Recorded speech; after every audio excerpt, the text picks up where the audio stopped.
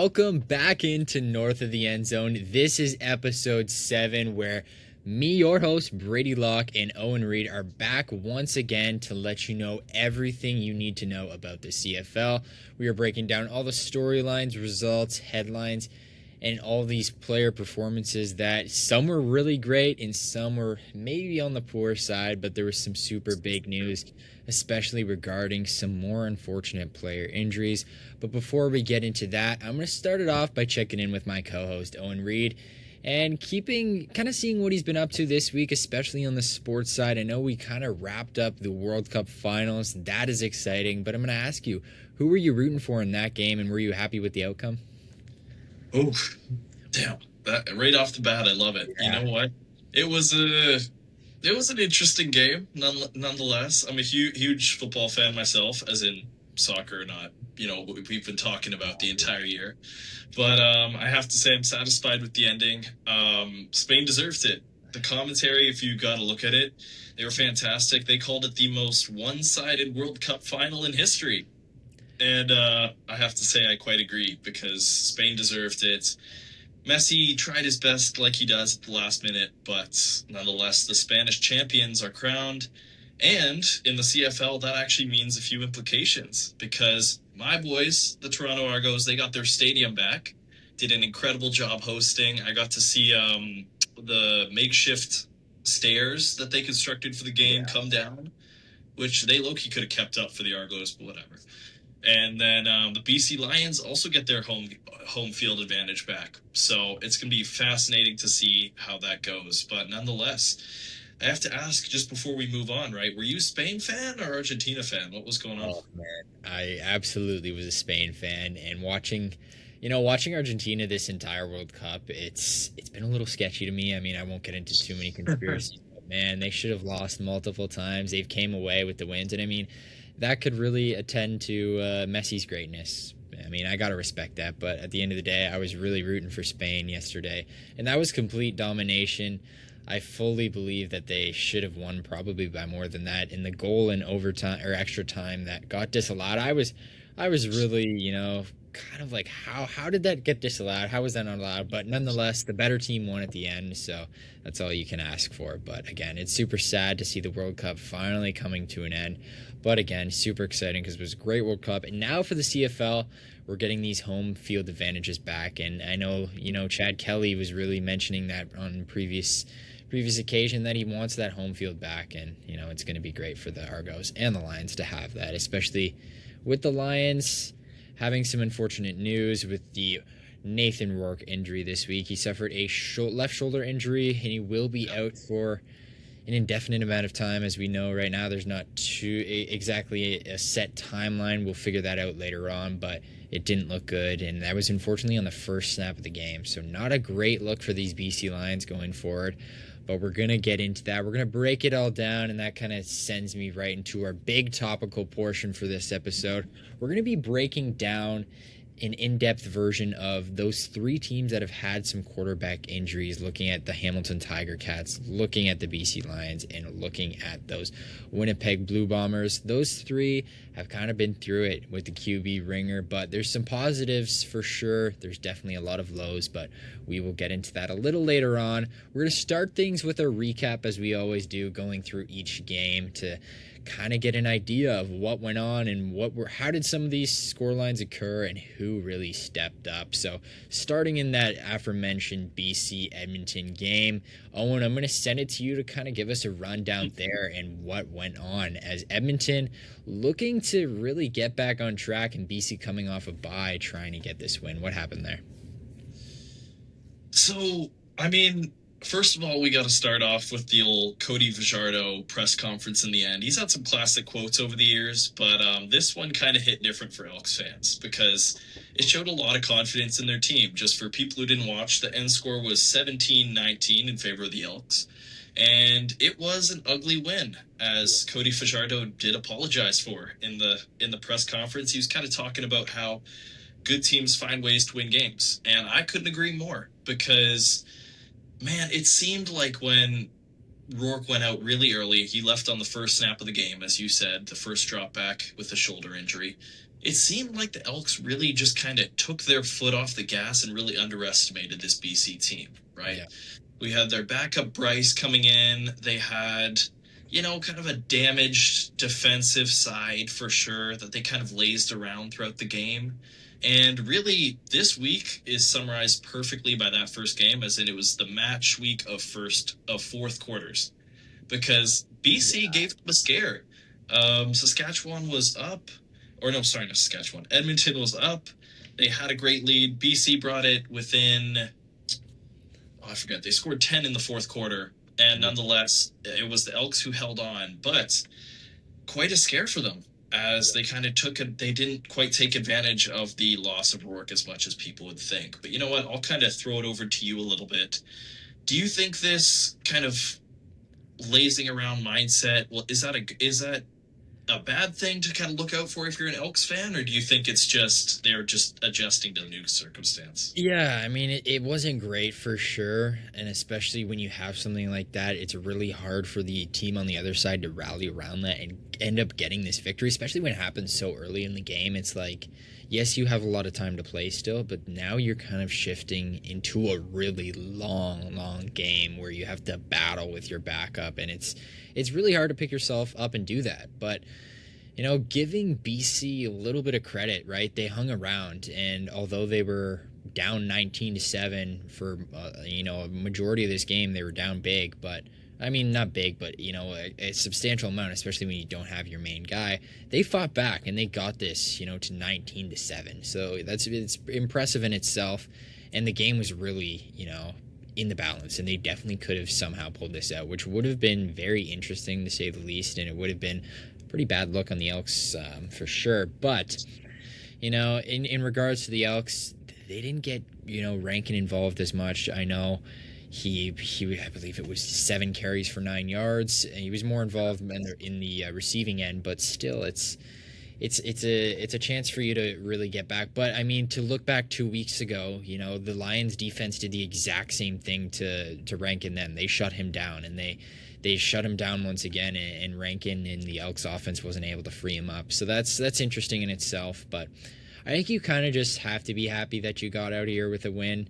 Just kind of regroup, and it's a team you lost to 2 weeks ago. So you're just happy to get that win and get that level out for sure. But I mean, we can kind of circle back to that eventually, but we will touch more on BC, absolutely, and their Chase Bryce sort of situation. We'll get into his stat line and more later on when we focus on the 3 of those quarterbacks. But I do want to move quickly along here to their Saturday games, looking at Montreal and Calgary first. That was an interesting one, right? Calgary was looking to get their revenge on Montreal at home, coming right off that loss last week to them. And unfortunately, they couldn't get it done, right? They had, again, one of their infamous slow starts that we were used to seeing early on in the season, but they had to kind of fix that, right? They had gotten hot, figured out a way to play this sort of football they were doing all 4 quarters. Unfortunately, it wasn't really necessarily there here. They got off to a 22-0 start, right? They were down by 22 points. They cut it, 22-3 at halftime. Again, it's not too much difference, but they were able to propel themselves back in this game really late, which is something we've seen them do time in and time out. To kind of set the situation, it was 32-18 for Montreal. We're sitting at about 5 minutes left in this game, and VA throws a nice touchdown pass. We cut it to 32-25. Now we're sitting at about 4 minutes to go. You got to get a stop. You got to get a quick stop, and they do, right? They had Montreal in their first possession or first sequence of the drive. They got it to 3rd and short, and Montreal, they go for it on 3rd and short on their own, I believe, somewhere close to the 20-yard line. They don't get it. They get snuffed. They brought out the sticks, the measuring, and it was just by inches short, but it was short nonetheless. Calgary gets the ball, and they go out there and tie this thing up at 32-32. And now if you're Montreal, you're panicking, right? You had a 22-0 lead here, and you have almost blew it. So, leave it up to Davis Alexander to kind of fix the issue. He goes down, marches down. He ends up working his way into a nice wide open throw here. I believe it was Ferdinand getting that touchdown at the end. really good stuff from them to get this lead back 38-32, but the game wasn't done quite there yet. Calgary, one more possession, goes down. VA makes a pass, and it's on their own 15. I forget who the receiver was, but anyways, he turns around, he fumbles the ball, and that's game over for Calgary. Unfortunately, they couldn't squeak this one out, but Montreal, I think that's one of the things that you got to look closely at, and this is something we pointed to in the Alouettes episode earlier this season. Was it's a little bit of a lack of maybe leadership or something that isn't cementing these victories and really allowing them to play this brand of football that they do so early on, and they don't play it 4 quarters through.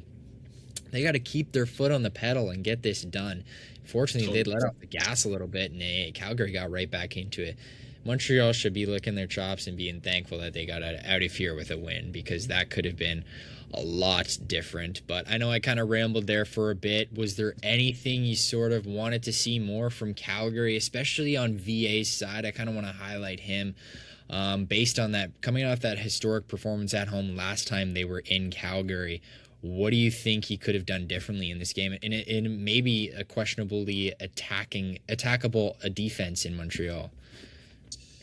Ooh, it's always a tricky thing. I mean, arguably he's been probably the most, or one of the most on fire quarterbacks in the most recent weeks, for sure. No matter what he does, he's a human highlight reel. And if you're Montreal, you're designing plays so that you make sure that he doesn't have at least a minute left on the clock in that game. Because no matter what, they basically had it if if Hicks didn't force the fumble with a few seconds left on the clock. The guy's a stud. He's great in the long ball. He gets so much chunk yardage. It just looks like he's got that confidence that this Calgary team's just been looking for from him. Yeah. Right? Yeah. He's excelled a lot in his leadership, and unfortunately, just Montreal somehow has a way of bending and not breaking. You can bend this team as much as you want, and somehow in the fourth quarter, they will always find a way to hang on by just that little amount. Yeah. And I mean, it's been consistent. At the beginning of the season, I doubted their ability to kind of get those big time stops, because maybe, it's just been a fluke that over 2 games they're able to give up these huge 32 comeback point drives, and then all of a sudden lock down defense for maybe a minute left in games. But it's what they do. And so really, if you're Calgary, you don't feel demoralized by this. You feel happy that you got back into it. But really, at the end of the day, just, I don't know. They got Calgary. You should be happy for your performance. Right. Montreal, you should be disappointed that you allowed them back in this game. But really, you gotta be happy on a few kind of smaller fronts. A smaller storyline I like to outline. I'm going a little bit off topic, but I like it. Is Cole Speaker. He returned after kind of a 4-game stint on the 6-game injured list, right? He had a nice little day. He got 4 catches for 73 yards. He was a great addition just in terms of another option out there. Yeah. And I think he just added a lot of versatility. So, that's kind of all my takes on the game. Yeah. But what do we say we move on to Argos and Hamilton? Yes, take me through that, because as the Argos fan, our resident Argos fan here, you probably have some, big input on what happened here. Man, I'll adjust one of the most famous quotes in history is in just don't put Chad Kelly in a corner, man. Quarterbacks, whatever, you've heard it from the Stampeders first. The reason they piled it on against the Argos a few weeks back is because they're scared of Chad Kelly having the ball, and that's exactly what happened in this game, right? Hamilton dominating most of it. Tre Ford coming in as the starter instead of Jake Dolegala played a pretty nice game. He had almost legacy day, 100+ yards in rushing, 200+ yards in passing. He looked fantastic, putting up 19. And people doubted him coming into this. If the system Milanovic designed was kind of his cup of tea, or if it was more Dolegala with the pocket presence. But nonetheless, Tre Ford did great. He put up 19. Except, what did Toronto do? They came back and they gave it their all. Really, with a few seconds left, they managed the opportunity to set up a field goal for the win. I don't know what the score was at the time. It was Yeah, 23-24. Field goal would have won it. Yeah. And of course, in classic Argos fashion, our special teams is a disappointment. Yeah. So what does he do? He sails it into the stands, which if this was last year would have tied the game. But without the old field goal into the end zone rule, it was 24-23 Hamilton because of just a flat out miss. Yeah, So I mean, I like that. You know, it's not something you should be rewarding, right? You're missing the field goal, it's going out. Like that's not great in my opinion, but yeah, nonetheless, I think one thing I'll just touch on here is, special teams for the Argos, I think arguably could have lost them their last two games. So I think that's something to be said. But again, looking at Tre Ford, we're going to get into him a little bit later on. Lots of potential, though. I think this is the Tre Ford I kind of wanted to see here for sure. So that's great. But we'll move it along. We're going to kind of wrap up these recaps pretty quickly here. Last game on the schedule on the docket was Winnipeg, Ottawa, and that was a thriller.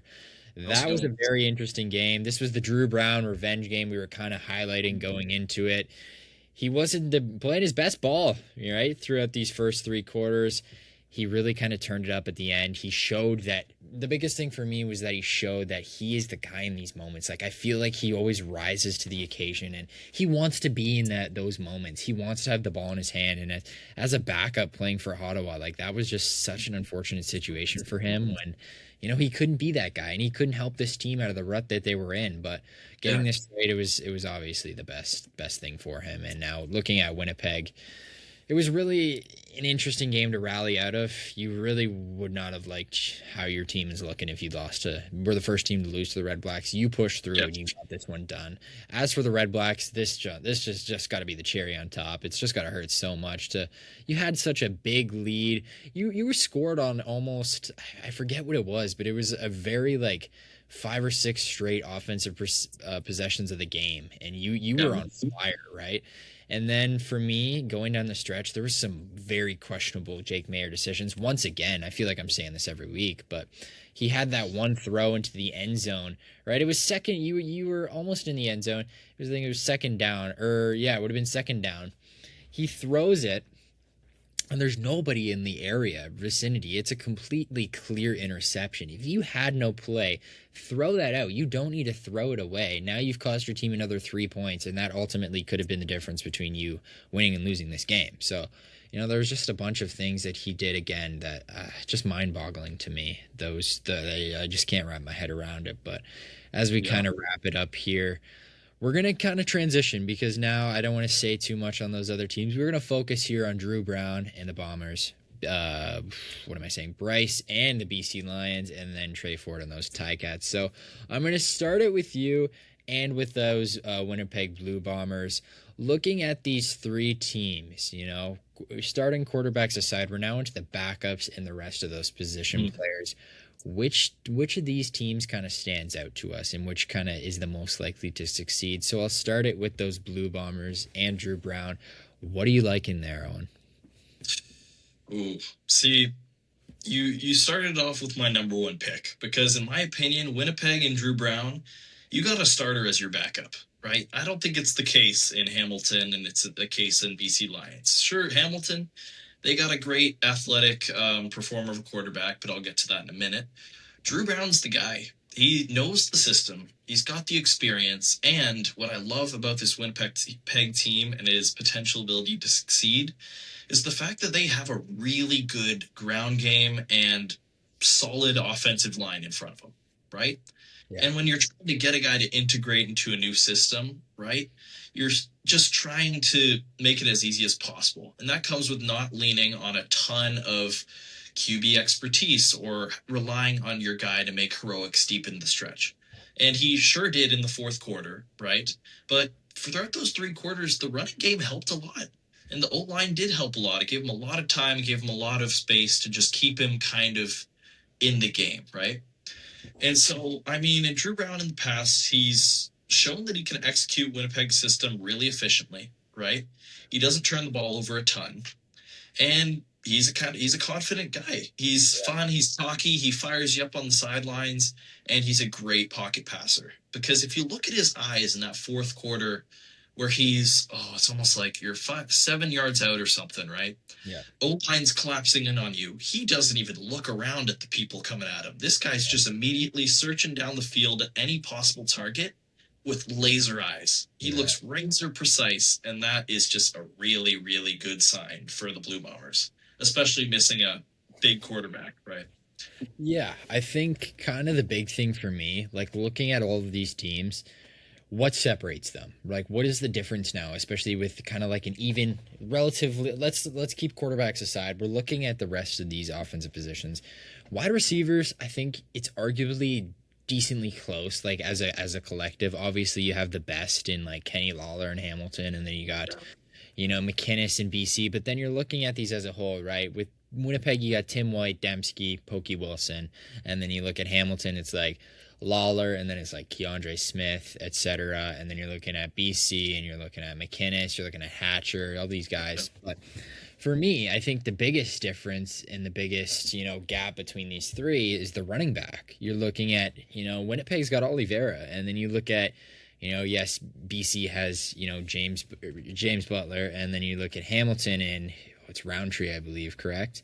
So it's Yeah. like it's an obvious difference that Winnipeg has the clear advantage there. And then now you bring in the quarterback situation, and out of Dru Brown, Tre Ford, and Chase Bryce, I don't know heavily, but I'm pretty much leaning towards Dru Brown there. So looking Totally. at this, I give a clear, like you said, right? This is your top team. Clear advantage goes to Winnipeg, right? You have all the tools still to really, really, stay competitive, right? You lost Caleros, who's again he Yeah. has experience, but an aging guy. He could be now injury prone, as we've seen. Dru Brown has, that killer instinct that I like, that confidence, that swagger, especially when he's playing really well. And then, like I mentioned, I love him in those big moments. He wants the ball. He wants to finish the job, like he did here on Sunday. So for Totally. me, Winnipeg, I think, raising the big question of who's most likely to succeed. That's where I'm sitting at. But then we'll move towards Tre Ford and Hamilton. That's another conversation because Tre Ford is kind of like it's a different play style from, looking at Chase Bryce and looking at, arguably Dru Brown as well. So Tre Ford is a guy who's going to, use his feet to kind of, get out of trouble, make some big runs, but then he's also going to show you his arm. And he showed, he had a 35-yard pass. That's definitely, not an easy thing to do, right? So looking at Tre Ford, I think the big thing with this Hamilton offense that we mentioned, I believe it might have been last week, was they got to adapt this offensive system from Bo Levi to him now. Like they have to change certain things in order to really, solidify that this is your guy. Obviously, you have to kind of come to terms with, we can't exactly do what we were doing before. But once you make that shift and you've kind of make Tre Ford your guy, he can be successful for you. And we kind of saw glimpses of that this week, and they were able to get the win, thankfully. But I think going forward, it's only going to, inch to become better and better. So that's kind of my early thoughts there. But I'll send it to you. Kind of how was his impact on this game? And do you kind of agree that there's definitely glimpses of Tre Ford, looking to be that guy in Hamilton? See, I love the way you put it before. It perfectly exemplifies the Hamilton situation. Is the fact that Milanovic has got to adapt to Tre Ford Yeah. because he can make spectacular throws. He can run the ball a lot. He can scramble. He finds a lot of space, but he leaves so many yards on the table. This Mm. guy gets. He tries to maneuver around. He tries to spin. He tries to juke. He tries to prevent the sack. But there's a lot of times where he goes back maybe 15, 20 yards because he's trying to find space. And so at the end of the day, he's a proven guy. He's probably one of the most athletic in the league. He's so freaking fast. But at the end of the day, like well now BC is going to have to do, and Hamilton is currently doing, is you got to adapt around the guy Yeah. because he's very proven, he's very dynamic, right? It's just for an offense that has the wide receiver core. I don't know if you want to be making sure Tre Ford, who's a little bit older, is getting hit that much by his scrambles, Yeah. right? I say you got to include Lawler a lot. You got to include the other wide receiving core. while also integrating his aspect of the run game, maybe lining up some QB runs that are kind of short, maybe some quick shots, maybe some scramble drills, right? But you Yeah, have to also kind of adjust to him for sure. So I that's like why I how put you Tre put that. Ford at the team. Yeah, Yeah. sorry, you guys.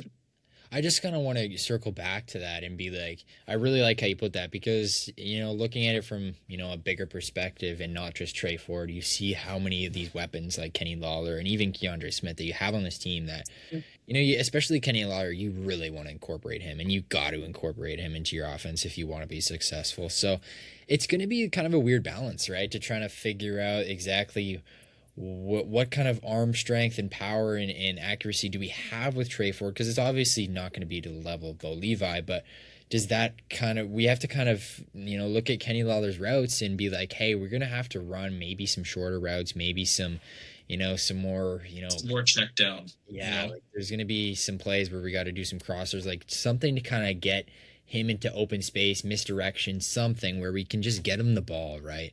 So, Yeah. that'll be interesting, but yeah, I think going forward, that's going to be the biggest thing is just, figuring out the system and tailoring it to what you have now. And as unfortunate as it sounds, you just got to get Bo Levi out of your head, which is hard for sure. But yeah, we'll move on to, kind of one of the biggest question marks and something that we haven't been able to really have too much time to digest quite yet, but BC Lions and Chase Bryce. So obviously Rourke going down, it's really unfortunate, but you have now a guy, Chase Bryce, who, I don't know a lot about, especially in the CFL. He's been with them since 2023, and he hasn't played too much at all. He's only probably thrown up for about, I think, 30 to 40 passes before this game the other day. So he doesn't have a lot of experience. But again, looking at his college stats, he was at Clemson 2018. He backed up Trevor Lawrence, which is something that, is a proven NFL quarterback, proven star quarterback. So again, it's something even in his early days, it's nice to see a guy to maybe mold your game around. But then you look forward, he went to Duke and he wasn't great at Duke, 2-9 record. And then he went to Appalachian State, played his last 2 years there.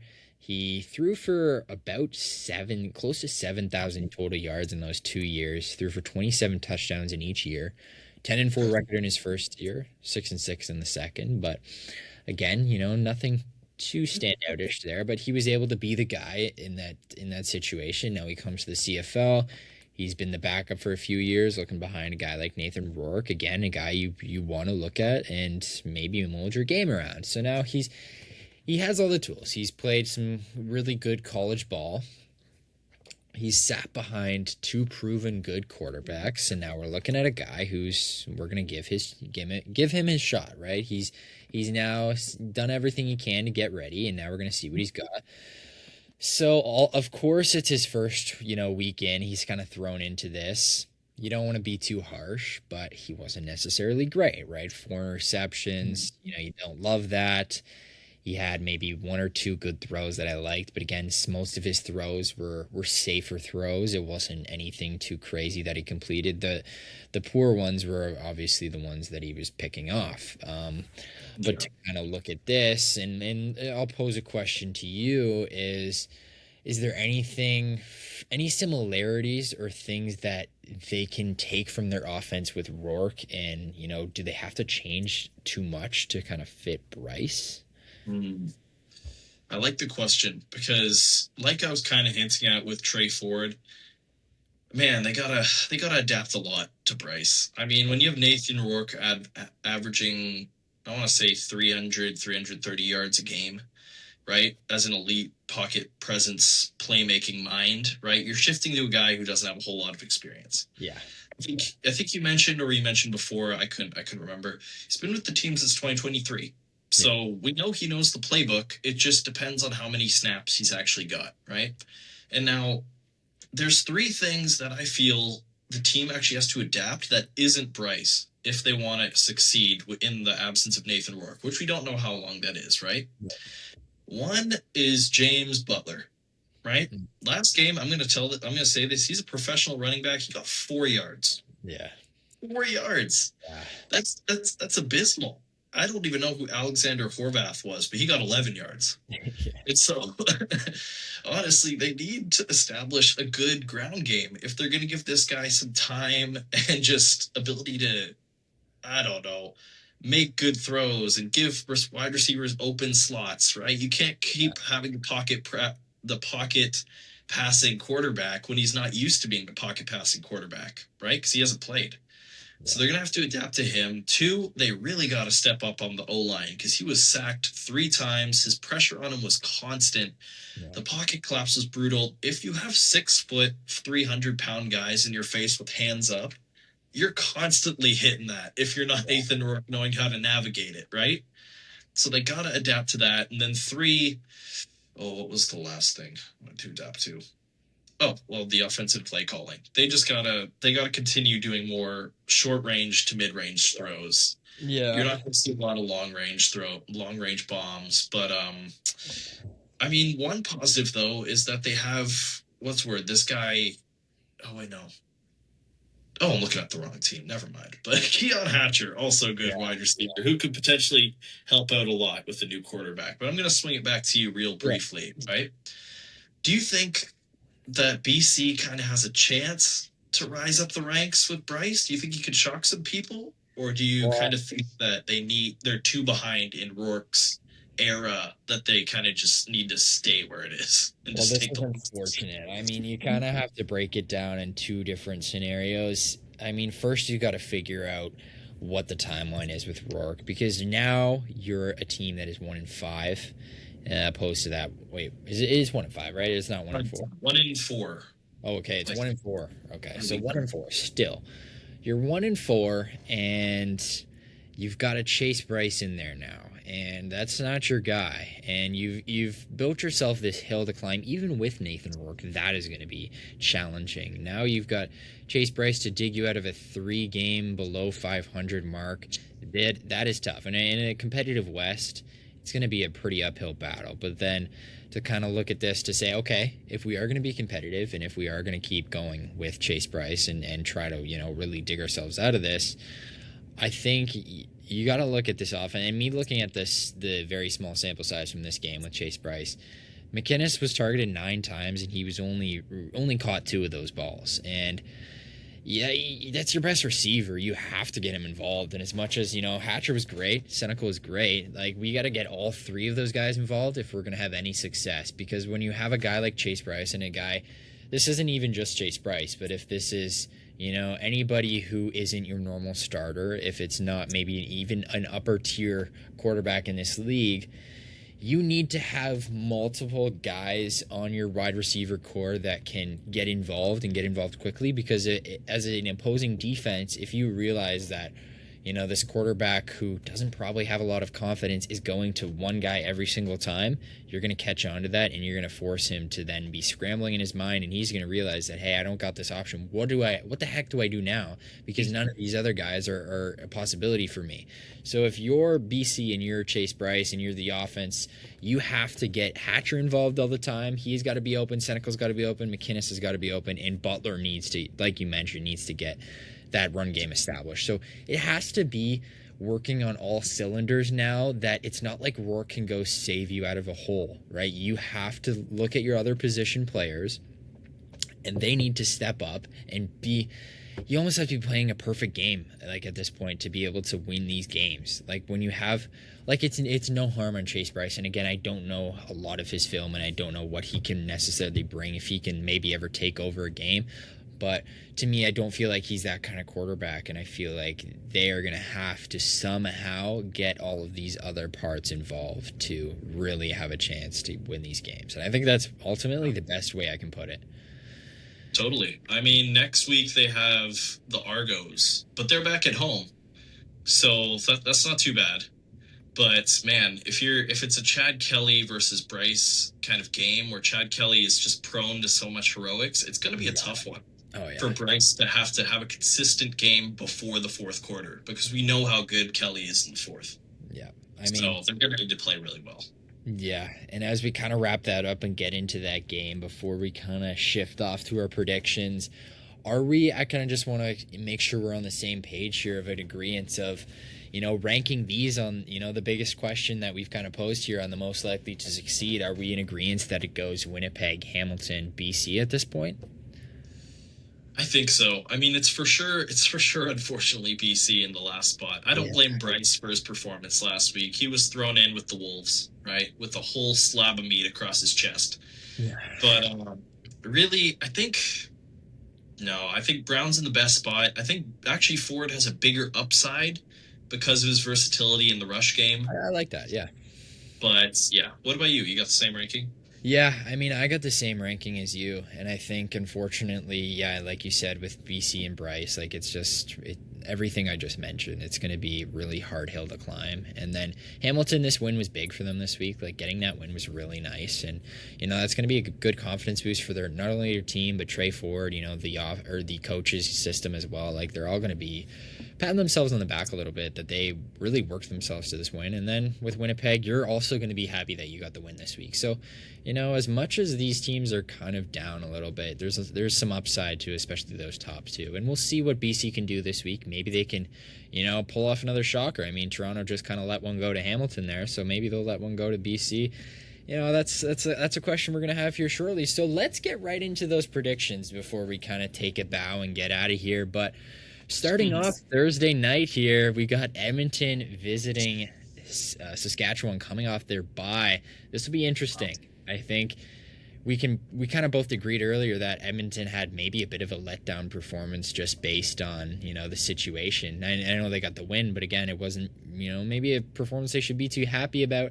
Now you're going to face Saskatchewan, who has been pretty hot, and they've been able to win these games and manage these games really well. So you're going to have to play a perfect game.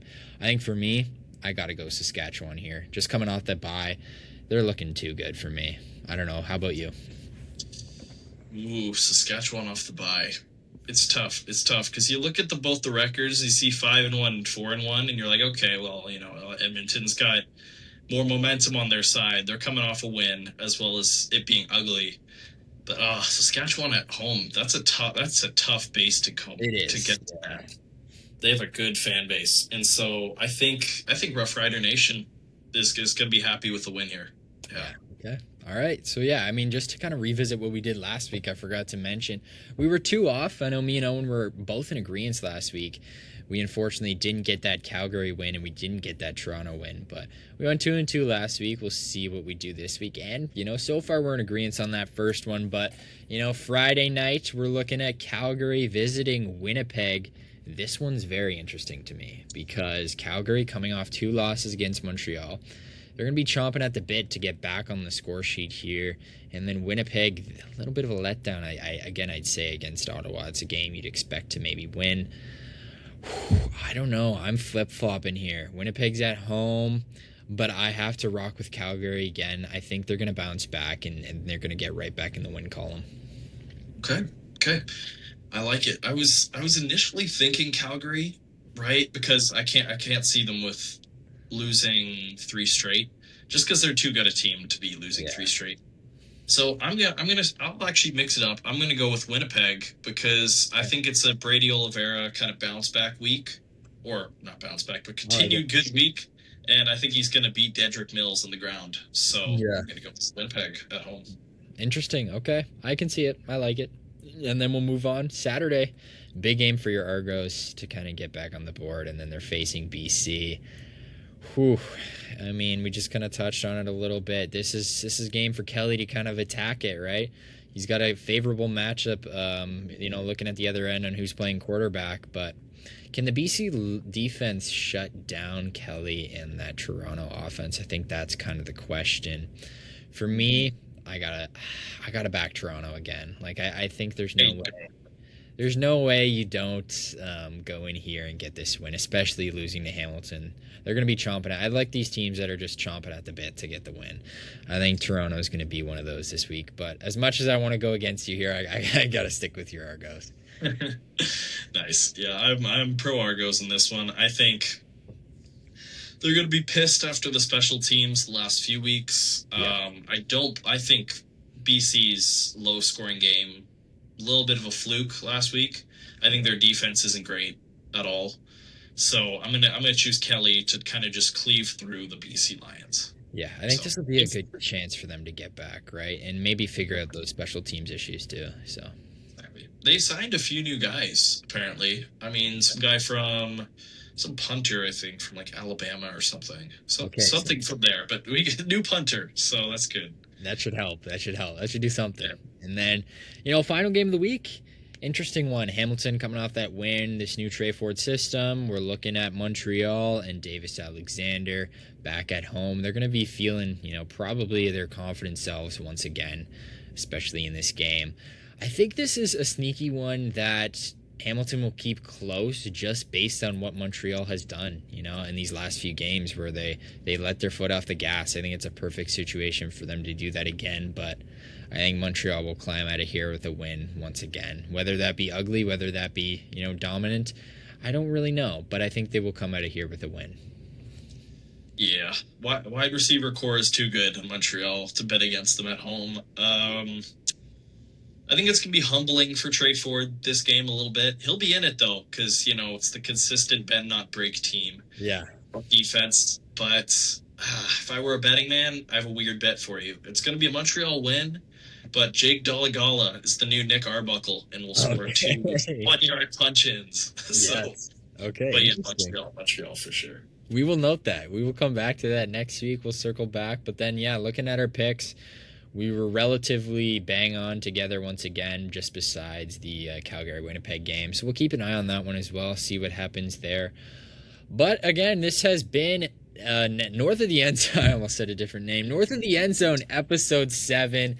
I want to thank you all again for tuning in, and make sure you come back next week. We're going to be breaking down so much more. Who knows what we're going to be going over in our nice topical portion, but we were able to kind of shine some light on these teams that have really kind of had some hard times so far this season. So we're kind of rooting for them, and we'll see how it all goes. But best of luck to Chase Bryce in this new system. I know as much as we've talked about him, we really do want to see him do well and succeed in BC. I hope they can kind of figure it all out. But that's going to kind of do it here for episode 7 of North of the End Zone. Make sure you come back next week. I've been your host, Brady Locke, joined alongside Owen Reid, and we will see you next week.